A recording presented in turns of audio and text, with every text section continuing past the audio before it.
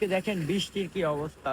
দেন আমি হচ্ছে বৃষ্টির মধ্যে দিয়েই আজকে আবার কাজে চলে আসি। গত 2 দিন ধরে প্রচুর বৃষ্টি হচ্ছে।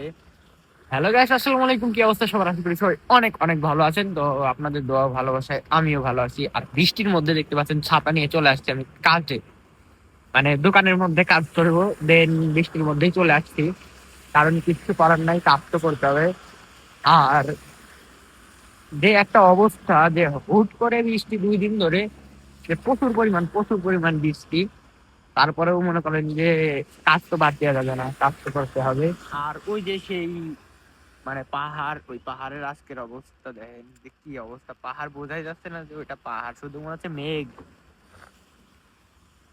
তো এই বৃষ্টির মধ্যে মানে কাজে আসার একটা ফিলিংস অন্যরকম।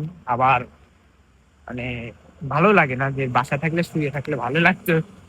যাই হোক, তো সর্বশেষ কথা হচ্ছে একটাই, কাজ করতে হবে। যে কাজই করি সেই কাজ মানে কোনো কাজই ছোট না। তো সবাই ভালো থাকবেন আর আমার জন্য দোয়া করবেন। আল্লাহ হাফেজ।